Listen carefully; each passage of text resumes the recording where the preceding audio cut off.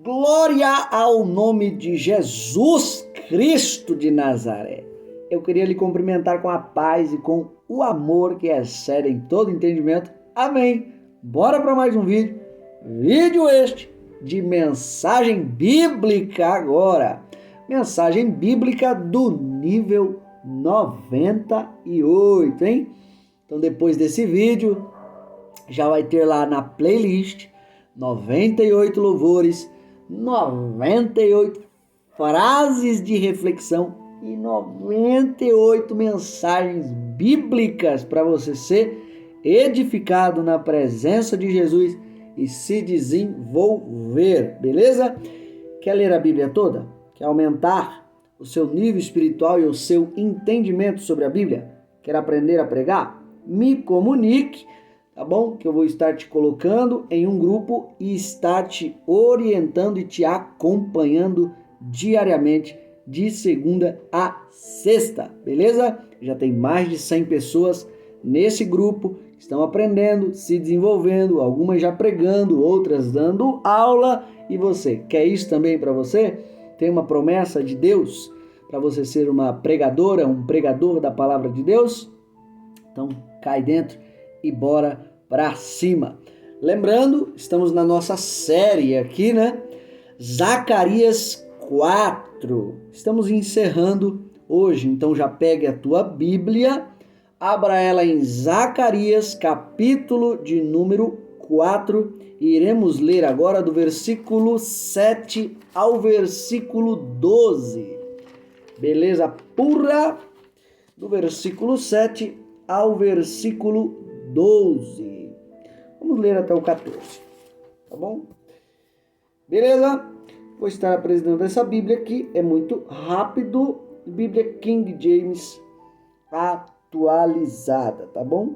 Slim, ó, fininha para tu, pregador, pregadora da palavra de Deus. Você que deseja abençoar o nosso ministério, tá bom? Compre esses materiais na minha mão que você vai continuar me ajudando a ajudar pessoas a se desenvolver na presença de Deus. Irmão Cleves, essa Bíblia King James aqui, quanto que ela está custando? R$80, tá bom?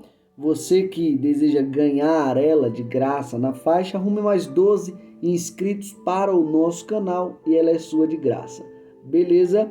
E para você que deseja nos convidar para ir levar uma palavra ou um louvor em sua igreja, no mínimo um livro comprado, passagem de ida e volta, estaremos indo com todo prazer.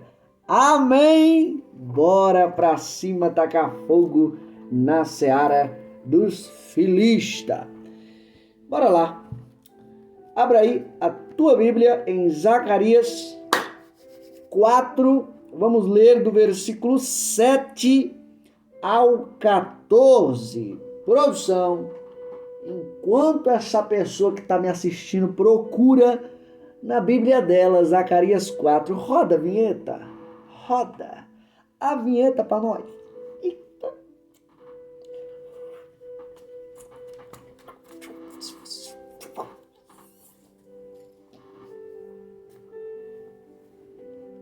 Achou? Achou não? Vamos lá.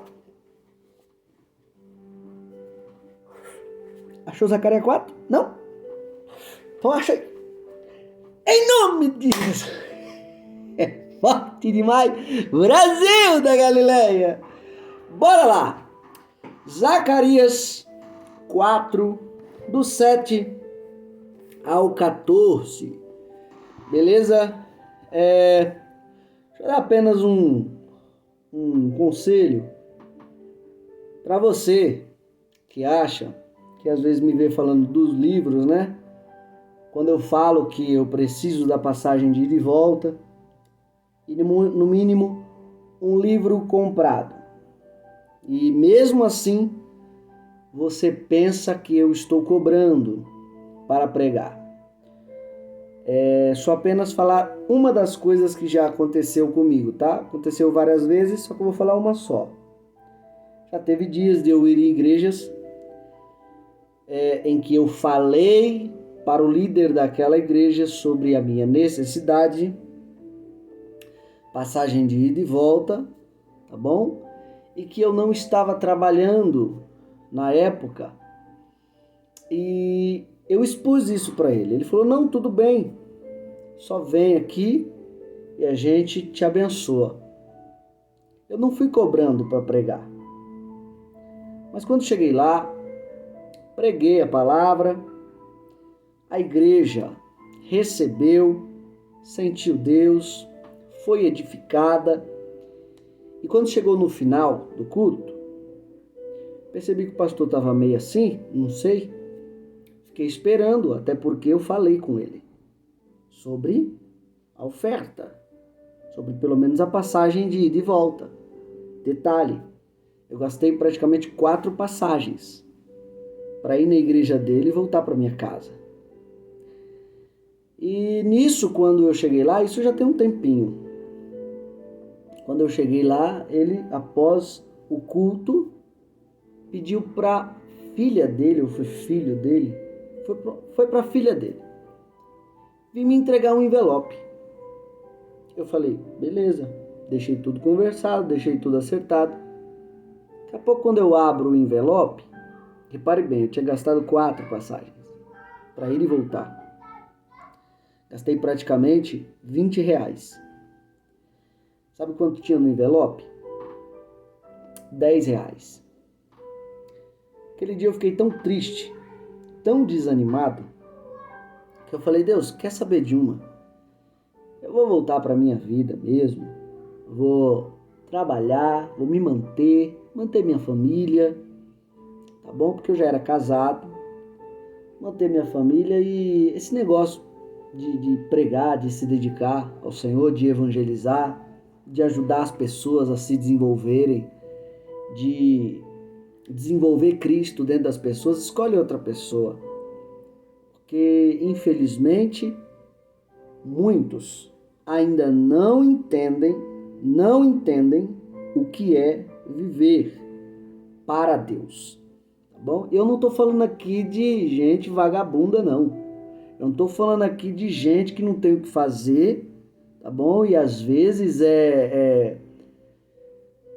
poxa, lê 1 horinha de Bíblia, ora 1 horinha e acha que já tá bom para pregar em todas as igrejas e edificar o povo. Não estou falando desse tipo de pessoa. Eu estou falando do tipo de pessoa que se dedica como um trabalho realmente a Deus. Tá bom? É 8, 10, 12 horas, 14 horas por dia, se aperfeiçoando e ajudando as pessoas a crescerem. Infelizmente, são poucas pessoas que entendem o chamado das pessoas que Deus chama. Tá bom? Então, depois disso, o que eu fiz? Olha, eu não quero oferta de igreja nenhuma, não. A única coisa que eu quero é que vocês abençoem o meu trabalho. Então, esquece, não quero oferta de igreja. Então, quer que eu vou pregar na sua igreja? Quer que eu vou cantar na sua igreja? Isso eu digo com todo carinho, tá bom? Não digo com soberba. Mas pelo menos me dê a passagem de ida e volta e no mínimo um livro comprado. Fique com a oferta da sua igreja, mas abençoe o meu trabalho, que é a venda de livros. Porque através dessas vendas de livros é que eu me mantenho, é que eu continuo ajudando essas pessoas. Aí tem gente que ainda pensa, nossa, tá cobrando para pregar. Deixa eu falar uma coisa para você. Aonde nasce uma necessidade, nasce um trabalho. Aonde nasce um trabalho, nasce um salário. Tá bom? Vou te fazer uma pergunta e você já vai saber da resposta. Tem muita gente precisando se desenvolver na palavra de Deus? Tem muita gente precisando ler a Bíblia mais? Tem muita gente precisando orar mais? É uma necessidade grande, né? Não é? Então, se tem uma necessidade, automaticamente alguém tem que se dedicar a isso. É um trabalho. Alguém tem que renunciar à sua vida para trabalhar nessa área. E se está trabalhando, não é uma pessoa que está sem nada que fazer, como eu disse aqui, me perdoe até o termo, um vagabundo espiritual, está trabalhando, tem que ter uma recompensa, tem que ter um salário. tá bom? Porque essas pessoas também têm a sua família. E caso você ainda queira questionar mais sobre pregador que Deus chamou, cantora, cantor que Deus chamou para a sua obra, mas você quer convidar e mesmo assim não quer dar o suporte para essas pessoas, é muito fácil. Primeira coisa que você faz aí para não pagar esse tipo de pregador, não pagar esse tipo de cantora, é você comprar no mínimo aí umas 10 Bíblias de estudo, tá bom? Umas 15 Bíblias de estudo. Compra também dicionário, tá bom? Compra dicionário, compra enciclopédia, tá? E se possível, você chega na loja e fala assim, olha, de graça receber e de graça dai. Eu vim aqui no nome de Jesus e que você me dê uma Bíblia de estudo. Eu preciso de 10. Na verdade, uma não, 10 Bíblias de estudo. Eu preciso também de um dicionário, tá bom? De graça receber e de graça dar. E vê se o dono da loja vai te dar esses materiais de graça, que é os materiais que um pregador, um verdadeiro pregador da palavra de Deus, é o mínimo, tá? Tô falando do mínimo. No mínimo, os materiais que um pregador da palavra de Deus precisa para ter uma boa palavra. E depois ainda de comprar esses materiais, tá bom? Para ter uma boa palavra, aí você vai se dedicar, pelo menos, no mínimo, tá bom? No mínimo aí umas 5, 7, 8 horas por dia, estudando o contexto histórico, estudando cada profeta, estudando o significado do nome deles, tá? E depois de estudar tudo, colocar em um caderninho separadinho, versículo por versículo, pronto, aí você tá pronta para pregar. Você tá pronto para pregar. Tá bom, irmão Cleber? Por que você tá falando isso? É porque, infelizmente, tem muita gente que ainda não entende o preço que um verdadeiro pregador da palavra de Deus paga para trazer uma boa mensagem, tá? Então você não quer mais, você que tem uma igreja, não quer mais convidar pregador, não quer pagar nada pelo pregador, pelo cantor, não quer dar um suporte? Pronto, faz isso que eu falei. Compra umas 15 Bíblias de estudo, vê quanto que dá, tá bom? Compra também dicionário e depois ainda reserva do seu dia, tá bom? Umas 7 horinhas para você ter uma boa palavra, 5 a 7 horinhas. Beleza? É esse o preço. É fácil, é só fazer isso. Tá bom? E aí, bora pra cima. Só isso que eu queria falar para vocês, porque infelizmente tem muita gente e eu ouço cada coisa, tá?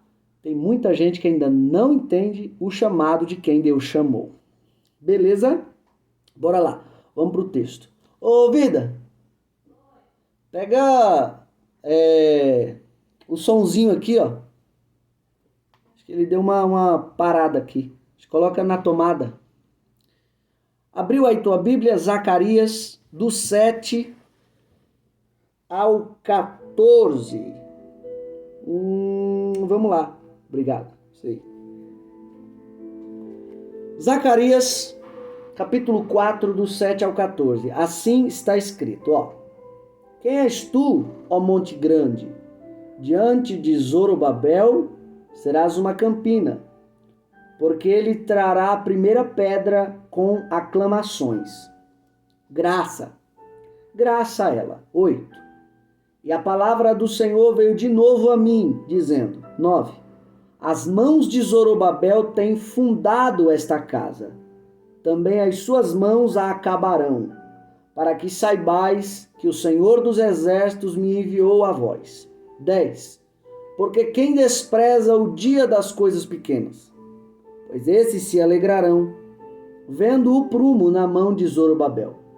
Os 7 olhos do Senhor que discorrem por toda a terra. 11.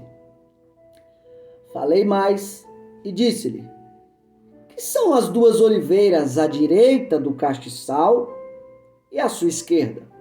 12. E falando-lhe outra vez, disse, que são aqueles 2 raminhos de oliveira que estão junto aos 2 tubos de ouro e que vertem de si ouro. 13. E ele me respondeu dizendo, não sabes o que é isto? E eu disse, não, Senhor meu. 14. Então ele disse: estes são os 2 filhos do óleo, que estão diante do Senhor de toda a terra. Beleza? Antes de eu entrar aqui na introdução, como eu não vou falar do versículo 14, mas eu queria apenas tirar aqui, tá bom? Uma dúvida de algumas pessoas. Quem são esses 2 filhos do óleo? Quem são? Esses 2 filhos do óleo que estão diante do Senhor de toda a terra. Tem uma vertente que ela vai dizer que esses 2 filhos do óleo aqui são justamente Zacarias e Ageu, tá? Tem uma vertente que diz que é os 2. Só que a mais aceita, pelo que eu vi nas Bíblias de estudo e pelos teólogos, eles dão as 2.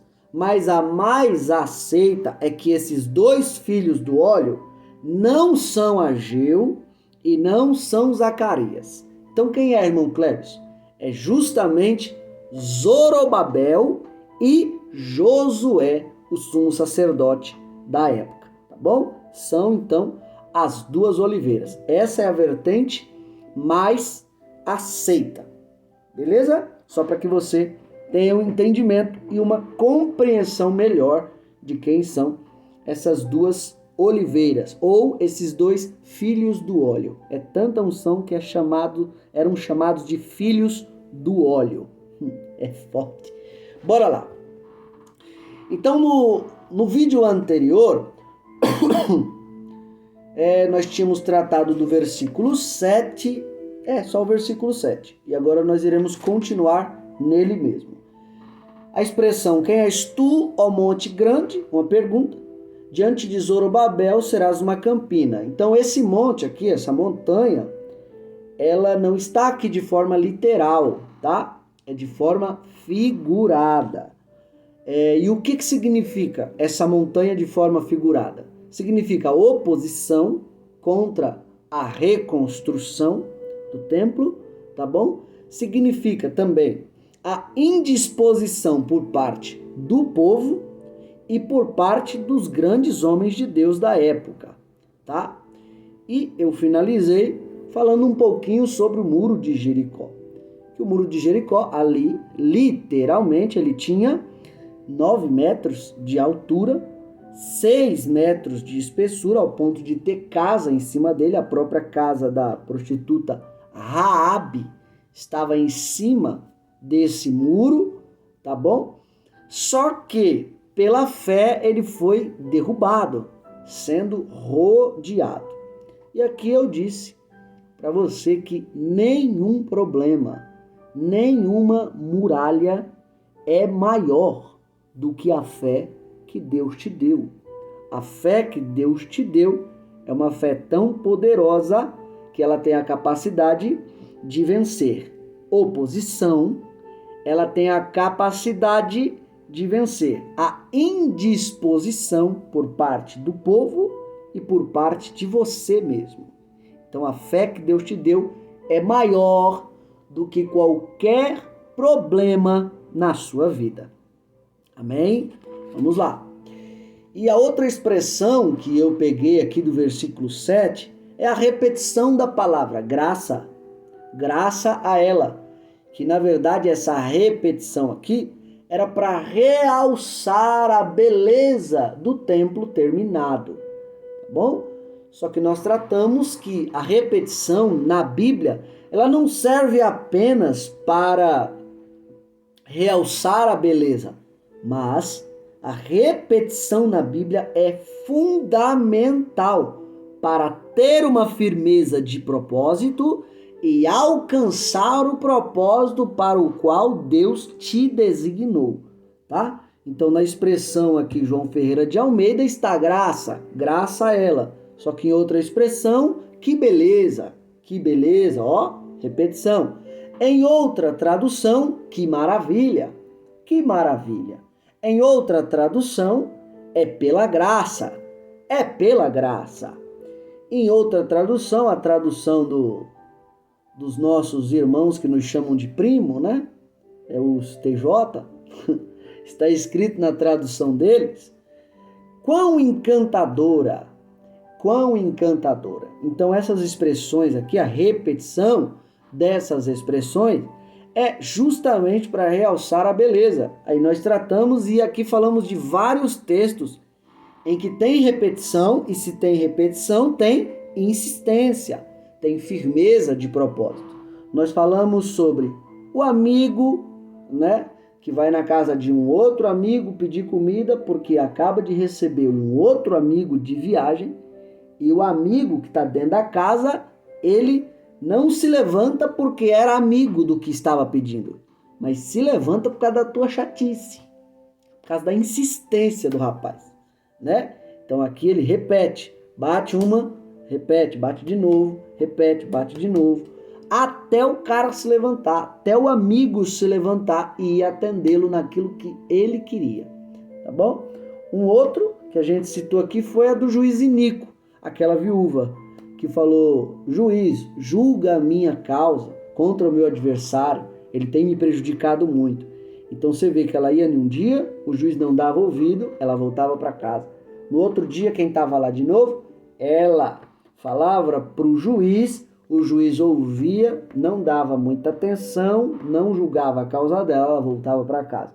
No outro dia, quem estava lá de novo, ela: julga minha causa, juiz. Até o juiz fazer uma reflexão e falar: eu não temo nem a Deus, eu não temo nem aos homens, mas essa viúva tá me importunando de uma tal forma que eu vou ter que fazer justiça na causa dela. E faz.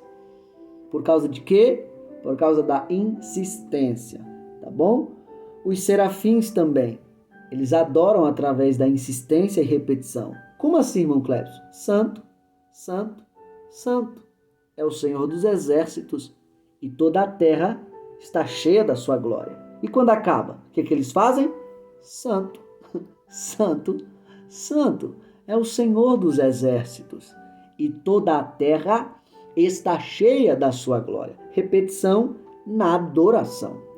Até o próprio Jesus, o nosso mestre, ele utilizava a oração insistente. Você pode ver isso em Mateus 26, capítulo 26, do versículo 39 ao 44, tá bom? É isso que Jesus ele fala. Ele vai com seus discípulos Pedro, Tiago e João, ora uma vez: Pai, afasta de mim esse cálice, se possível seja feita a sua vontade. Volta, vê eles dormindo, fala: vocês não podem nem velar uma hora comigo? Aí eles acordam, ele volta a orar de novo, as mesmas palavras. Aí quando volta, vê eles dormindo, aí não quer chamar mais, vai pela terceira vez, e o texto diz: e ele ora as mesmas palavras. É interessante isso, porque Jesus, sendo nosso mestre, ele tinha um conteúdo e um vocabulário vasto. Ele poderia orar 5 horas, orando palavras diferentes, mas não. Ele decide ensinar para nós que até ele praticou a oração insistente para cumprir o propósito dele na terra, para cumprir o propósito do Pai na terra. Então, aqui a gente aprende que a chave da porta do seu milagre se chama repetição, perseverança e insistência. Futuramente eu vou estar apresentando essa frase aqui, tá bom? Não essa que eu acabei de citar. Mas tudo que você deseja é uma porta. Insistência é a chave, tá? Então não desista do seu propósito, dos seus sonhos, dos seus objetivos. Interessante que iremos falar sobre isso hoje. Amém? Vamos então iniciar. Versículos 7, 8, 9 e Ageu, capítulo 2, versículo de número 23. Olha o que está escrito: quem és tu, ó monte grande? Diante de Zorobabel serás uma campina, porque ele trará a primeira pedra com aclamações. Graça, graça a ela. 8. E a palavra do Senhor veio de novo a mim, dizendo: 9. as mãos de Zorobabel têm fundado esta casa. Também as suas mãos a acabarão, para que saibais que o Senhor dos Exércitos me enviou a vós. Agora vamos, aqui é Zacarias sendo usado por Deus para a vida de Zorobabel. Só que tem um contemporâneo de Zacarias aqui também. Ageu 2:23, que também profetiza para alguém. Vamos ver para quem ele profetiza? Aqui é Ageu já, tá? Capítulo 2, versículo de número 23. Naquele dia, diz o Senhor dos Exércitos, te tomarei, ó Zorobabel, filho de Sealtiel, servo meu, diz o Senhor, e te farei como um anel de selar, porque te escolhi, diz o Senhor dos Exércitos. É interessante que Zacarias é usado por Deus para incentivar Zorobabel, e também o contemporâneo de Zacarias, que é também profeta, Ageu, também é usado por Deus para incentivar Zorobabel. Por quê? Porque o fardo era muito pesado, o fardo era muito gigantesco. Zorobabel precisava reconstruir o templo e Zorobabel não tinha nem recurso e não tinha nem gente animada para trabalhar, para ajudar ele na reconstrução do templo. É interessante porque do mesmo jeito que faltou para Zorobabel recursos e gente, toda a obra de Deus, e se você é um líder de uma igreja, você me diga aí quais são as duas principais coisas que falta no seu trabalho debilitado. Se não, recurso. Segundo, gente ao seu lado para te ajudar. É interessante que esses dois profetas aqui, Zacarias e Ageu, sabem do tamanho fardo que Zorobabel está carregando, e Deus começa a usar os dois para incentivar Zorobabel, para encorajar Zorobabel.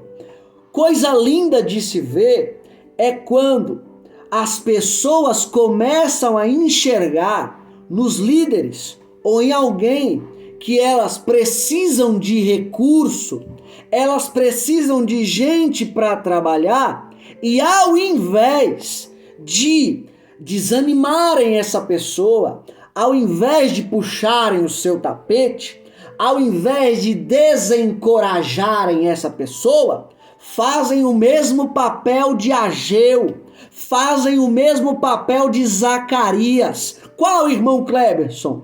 Encorajamento, incentivo. Olha, meu irmão, eu tô vendo que o teu fardo tá pesado. Eu não vim aqui para puxar o seu tapete, eu não vim aqui para te desencorajar, eu não vim aqui para te desanimar, não. Eu vim te dar uma palavra de Deus. Deus é contigo e eu estou aqui para te ajudar. Tô vendo que você precisa de recurso e tô vendo que você precisa de gente para trabalhar. Eu nesse dia faço o papel de Ageu e faço o papel de Zacarias. Deus vai mandar recurso para você, Deus vai mandar gente para você. E eu aqui, se você acredita na Bíblia, se você acredita na palavra de Deus e está ouvindo essa palavra, você que é líder de uma igreja, tem o coração íntegro na obra, tem a mente limpa na obra do Senhor, não quer fazer as coisas por causa do seu benefício próprio, mas quer fazer as coisas por causa do benefício do reino, Deus está usando a minha boca para te dizer, assim como eu usei Ageu para encorajar Zorobabel, assim como eu usei Zacarias para encorajar Zorobabel, Eu, através do meu servo, estou usando a boca dele para te encorajar também.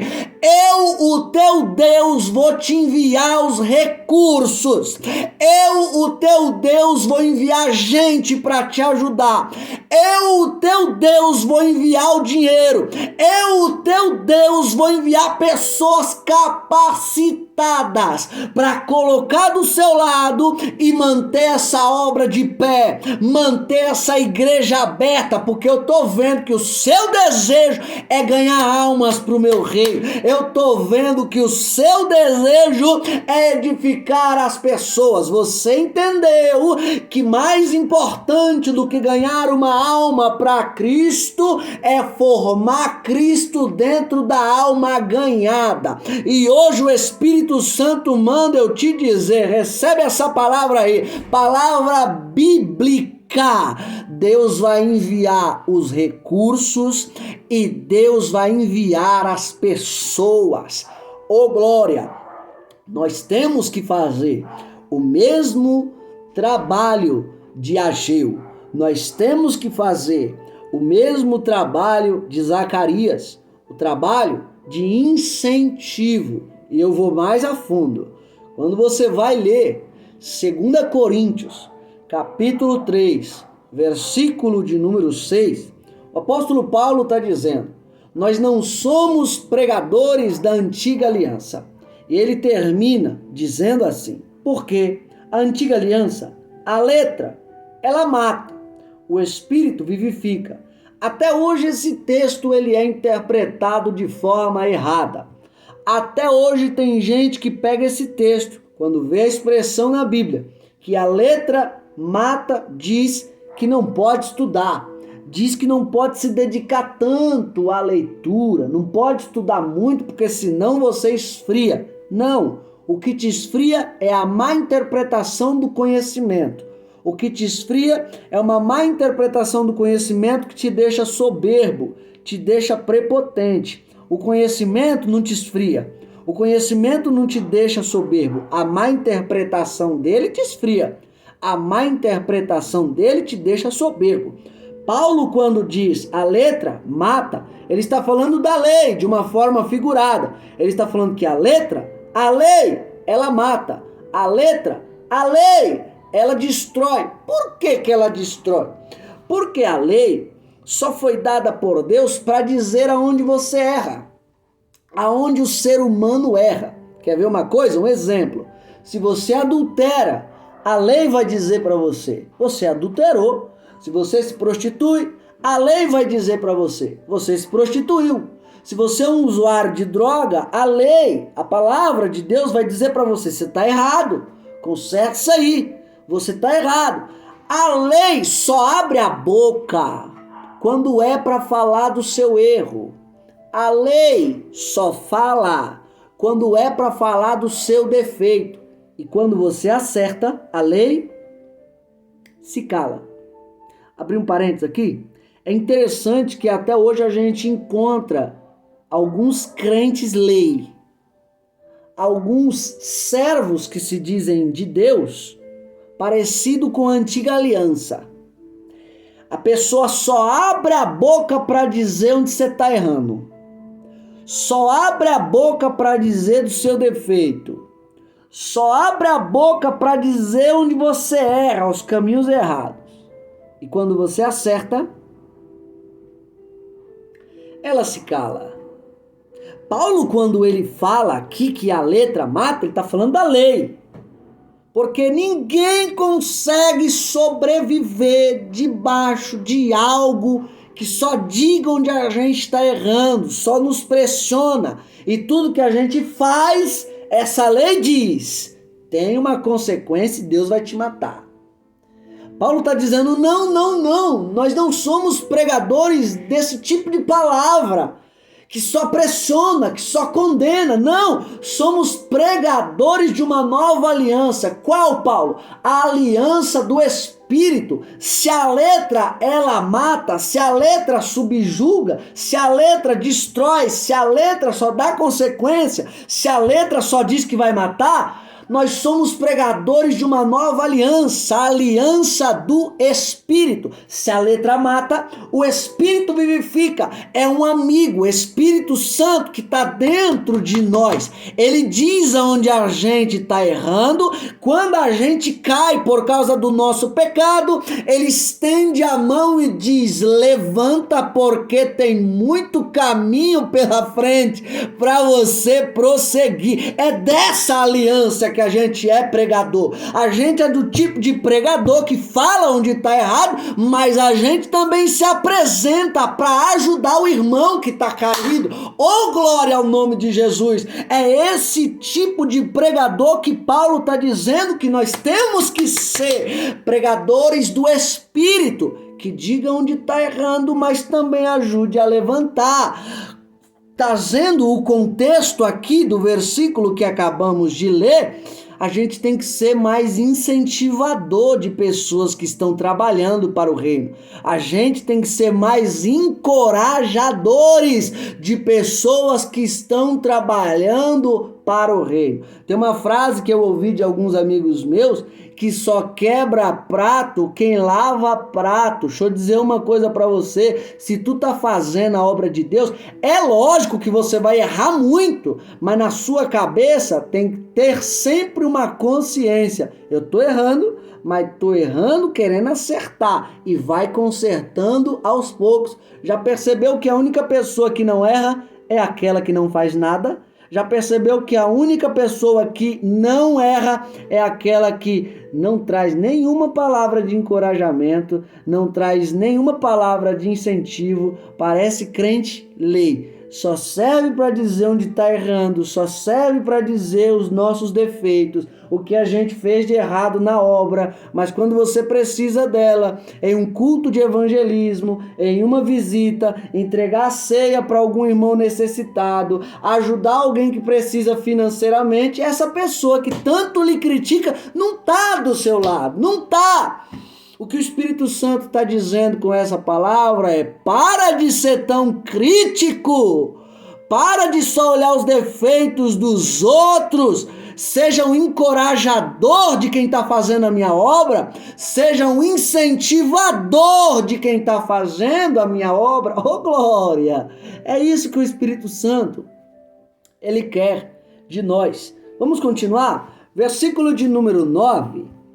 As mãos de Zorobabel têm fundado esta casa, também as suas mãos a acabarão, para que saibais que o Senhor dos Exércitos me enviou. Olha só o que Zacarias diz como profecia para Zorobabel. As mãos de Zorobabel têm fundado esta casa, o templo, que está reconstruindo, e as mãos de Zorobabel vão acabar. É uma obra que tem início e é uma obra que o próprio Deus já disse: vai ter um fim. Não vai parar no meio do caminho. Se começou, Zorobabel, você não vai parar no meio do caminho. Eu vou te ajudar a chegar até o fim dessa obra. Deus, ele é especialista. Ele é o nosso maior modelo de nos falar de uma obra que começa e termina. Em Gênesis 2, 1 e 2, olha o que está escrito. Deus, como o nosso maior modelo de início de obra e término de obra.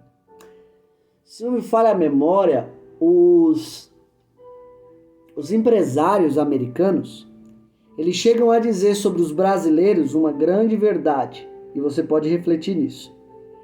Eles dizem que os brasileiros são ótimos em iniciativa e péssimos em acabativa. E antes que você fale alguma coisa errada contra eles, É só você parar para refletir. Das coisas que você iniciou, qual você terminou? Ou quantas você terminou? Olha o exemplo do nosso Deus. Capítulo 2 de Gênesis, versículo 1 e 2. Assim, os céus e a terra e todo o seu exército foram acabados. 2. E havendo Deus acabado no dia 7º a sua obra que tinha feito, descansou no 7º dia de toda a sua obra que tinha feito. O que o texto está dizendo? O texto está dizendo que o nosso Deus, quando ele coloca as mãos em alguma coisa e inicia alguma coisa para fazer, ele termina. O que Deus está usando Zacarias para dizer para Zorobabel é: Zorobabel, eu sei que tu tá fraco, eu sei que tu tá desanimado, eu sei que você está enfrentando oposição, eu sei que você está enfrentando indisposição por parte do povo. Só que deixa eu dizer uma coisa para você, Zorobabel. Você colocou essa pedra de fundamento e você não vai parar no meio do caminho. As minhas mãos estão sobre você. E do mesmo jeito que você iniciou essa obra, você vai terminar, Zorobabel. O que Deus está me mandando dizer aqui para alguém é: foi eu que te mandei iniciar essa obra, não foi? E tu tá pensando que você vai parar no meio do caminho, não é? Não, não vai parar no meio do caminho.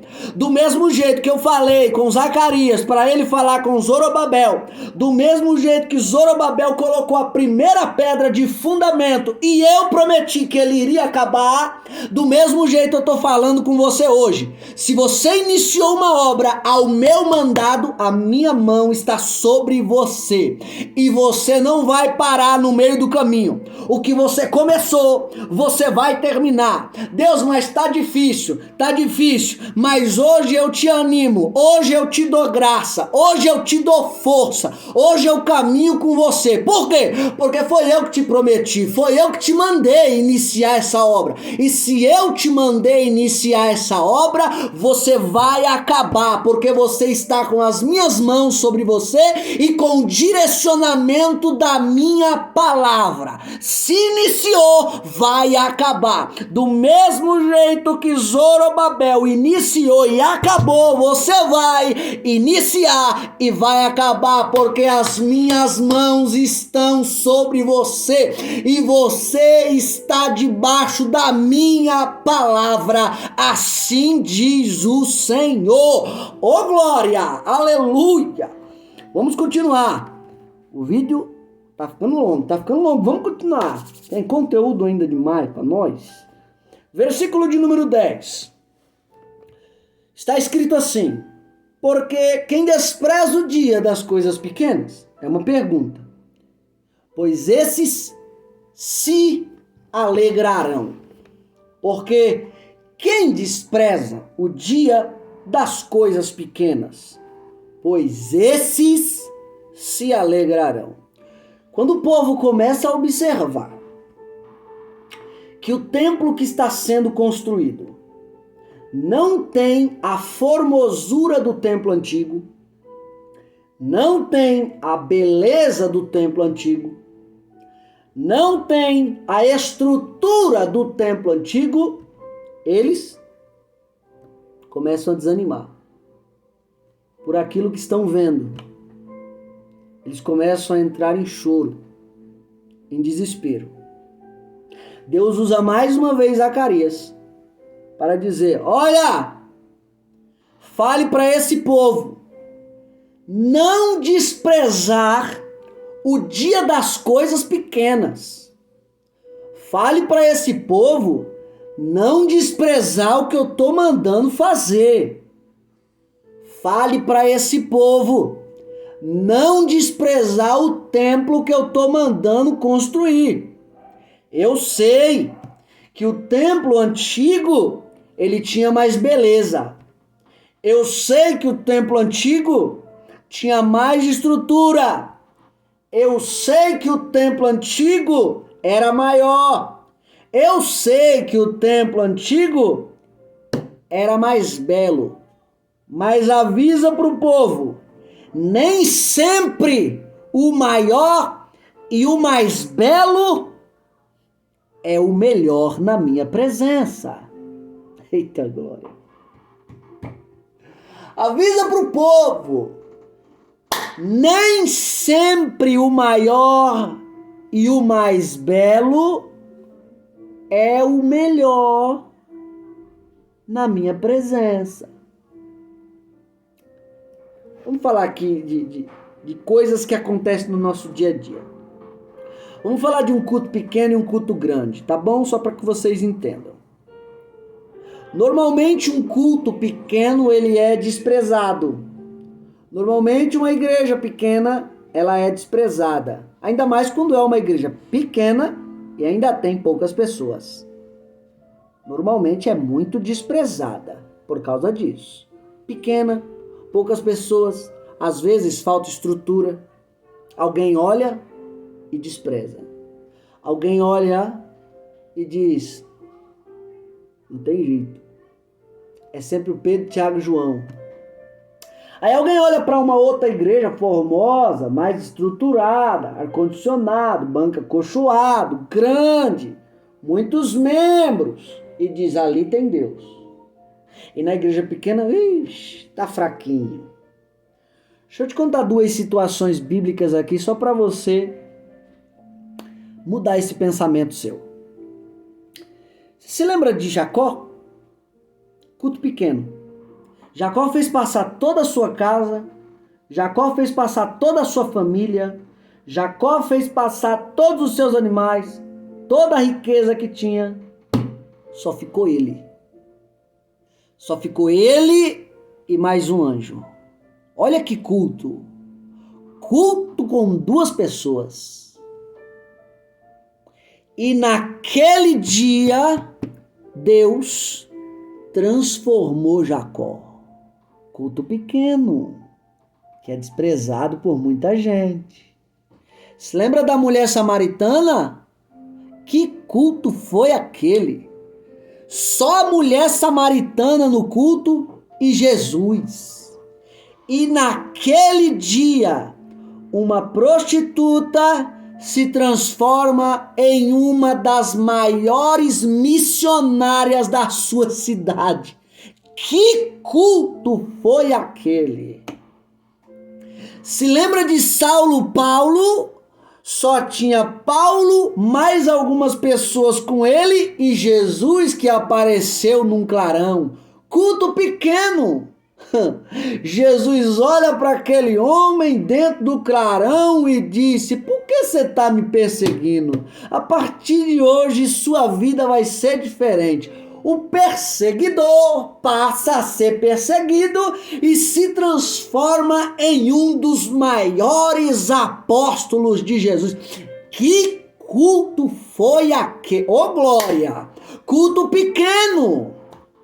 Vamos agora para um culto grande. E um culto grande, você se lembra do cego de Jericó? E um culto grande, lotado de gente. Jesus curou o cego de Jericó. Você lembra naquele culto grande da mulher do fluxo de sangue, que ela toca na orla de Jesus? Jesus curou a mulher do fluxo de sangue. Se lembra de Lázaro, aquele culto grande, aquele funeral? Tinha muita gente ali. E Jesus ressuscitou Lázaro. Que culto! Ressurreição, cura. Se lembra daquele culto que Jesus multiplicou pães e peixes para 5.000 homens, fora mulheres e crianças, aproximadamente 15.000 pessoas? Que culto grande, hein? Milagre. Tá bom, irmão Clebson, eu quero entender isso que você está querendo me passar. Qual é a diferença aí? Culto grande, culto pequeno. O que eu disse foi que nem sempre o maior e o mais belo é o melhor na presença de Deus. Repare bem em Jesus em um culto grande. No cego ele cura. Mulher do fluxo de sangue cura também. Lázaro ressuscita. No culto dos pães, multiplica pães para 15.000 pessoas. Em todos esses, Jesus realizou o milagre. Só que o maior milagre, biblicamente falando, é transformação de caráter. Num culto grande, Jesus cura o físico. Num culto grande, Jesus multiplica pão para abençoar o físico. Mas num culto pequeno, para Jacó, ele transformou caráter. Num culto pequeno, para a mulher samaritana, ele transformou caráter. Num culto pequeno, para Paulo, ele transformou a vida de Paulo. Nem sempre o maior e o mais belo é o melhor. O que Deus está mandando eu dizer é: para de desprezar as coisas pequenas, porque por muitas vezes eu estou nas coisas pequenas, eu estou nas coisas que você está desprezando. Você diz muito que eu estou no maior, que eu estou no mais belo, e às vezes despreza um pequeno, às vezes despreza uma pequena. Só que saiba que muitas das vezes o maior e o mais belo nem sempre é o melhor. Eu às vezes estou no pequeno que você está rejeitando. Então para de desprezar as coisas pequenas e começa a se alegrar nas coisas pequenas e nas coisas grandes. Olha, Zorobabel, Deus manda dizer para você que esse povo que está desprezando esse templo que você está construindo, esse mesmo povo que está desprezando e está desanimado, eles vão se alegrar, porque nem sempre o maior e o mais belo é o melhor na presença de Deus. Oh, glória ao nome de Jesus. Vamos continuar. Versículo ainda de número 10, vai dizer assim: os 7 olhos do Senhor que discorrem por toda a terra. Ainda no versículo 10, ele depois de fazer essa pergunta aqui, porque quem despreza o dia das coisas pequenas? Pois esses se alegrarão vendo o prumo na mão de Zorobabel, os 7 olhos do Senhor que discorrem por toda a terra. Esses 7 olhos aqui, 7, fala de perfeição, fala de completude, se eu posso dizer, tá bom? Esses olhos aqui, ou esses 7 olhos aqui, fala da onisciência de Deus, fala da onipresença de Deus. Deus está vendo tudo e está em todos os lugares. Por isso que ele começa a ver gente que está desprezando e está desanimada por causa do templo que está sendo construído ou reconstruído. Mas essa onisciência de Deus é símbolo também de vigilância divina. Deus ele está vendo tudo. Deus ele está contemplando tudo, por fora e por dentro. E se tem uma coisa que a gente não pode esquecer, é desses olhos de Deus. Se tem uma coisa que a gente não pode esquecer, é dessa onisciência de Deus. Por quê? Deus vê tudo. Então a gente tem que se lembrar que porque Deus vê tudo, é para a gente se lembrar desses olhos quando a gente for pecar.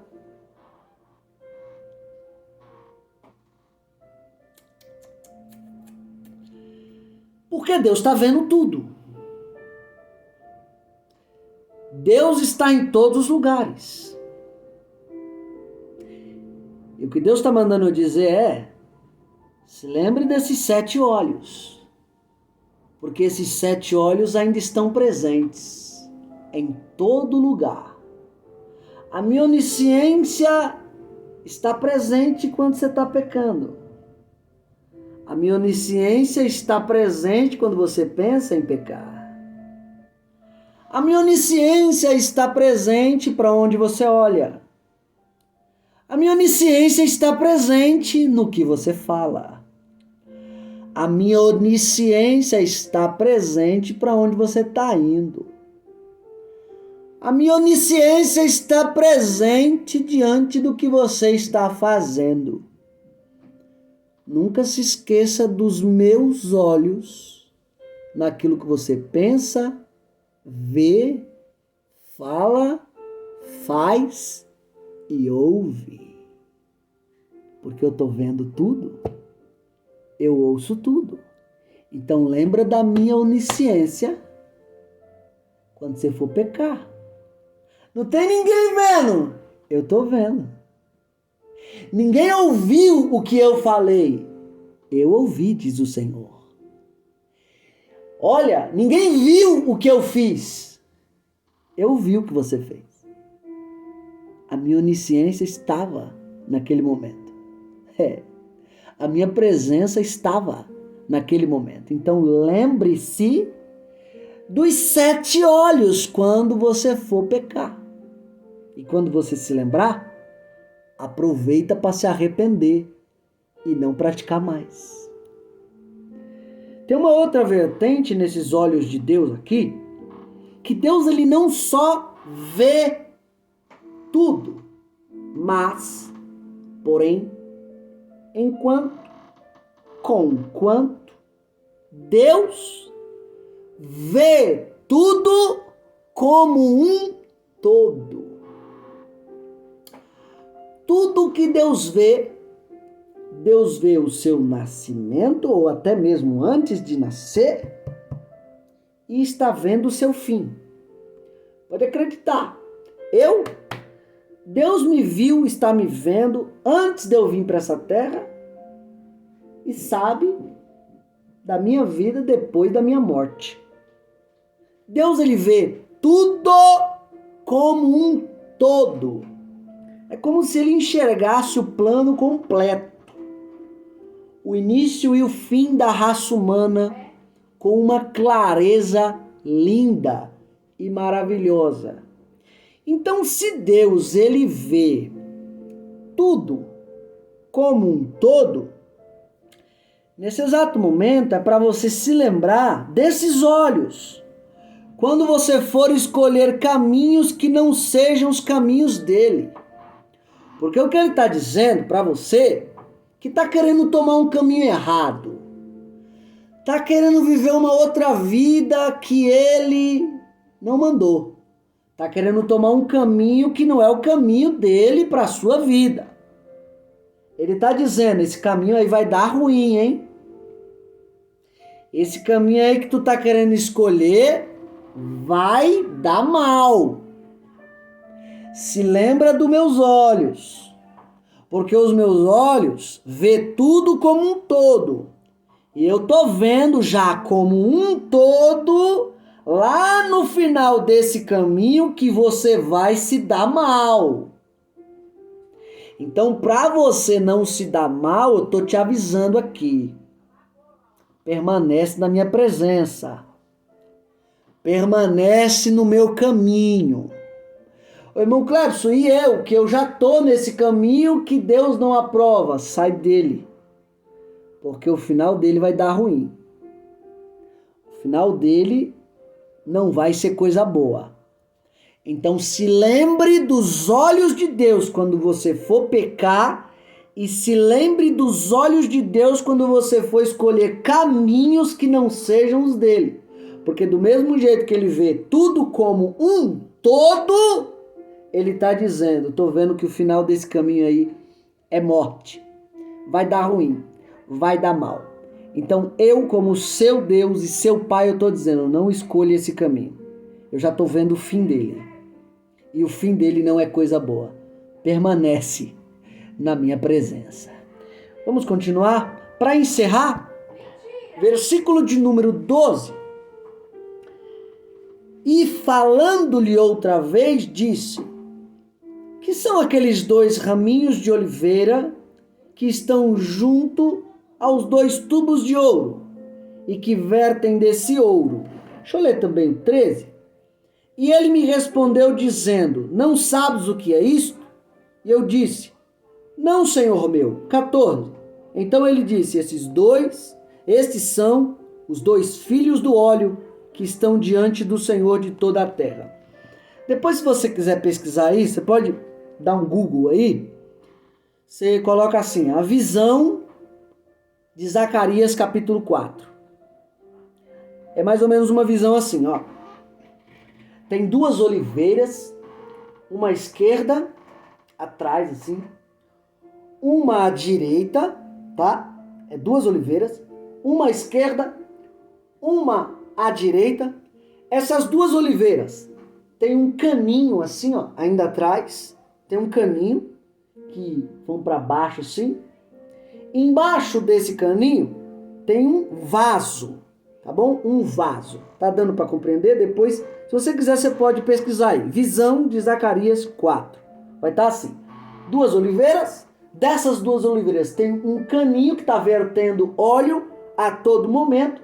Embaixo desse caninho, um vaso, tá? Um vaso sustentando esse óleo, tá bom? Absorvendo todo esse óleo, tá dentro do vaso. E nesse vaso que está atrás, tem 7 canos. Esses 7 canos estão ligados no candelabro, que tem 7 lâmpadas assim, ó, viradas para cima.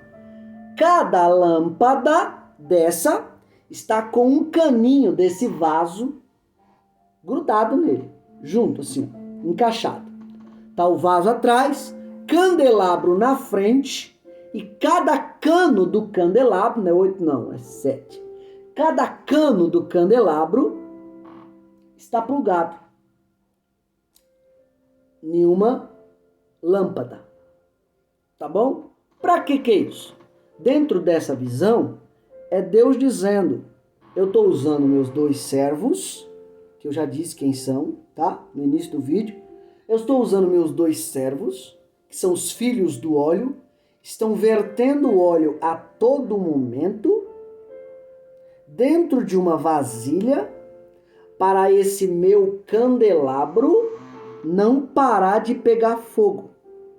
É interessante que esse candelabro, que Deus usa Zacarias aqui para falar para Zorobabel, esse candelabro é apenas um sinal de Deus, de que Deus estaria com Zorobabel até o término da obra. Vou repetir. Esse castiçal, candelabro, lâmpada, luzeiro, é um sinal que Deus dá na visão para Zacarias entregar para Zorobabel, como sinal de que Deus estaria do início ao fim.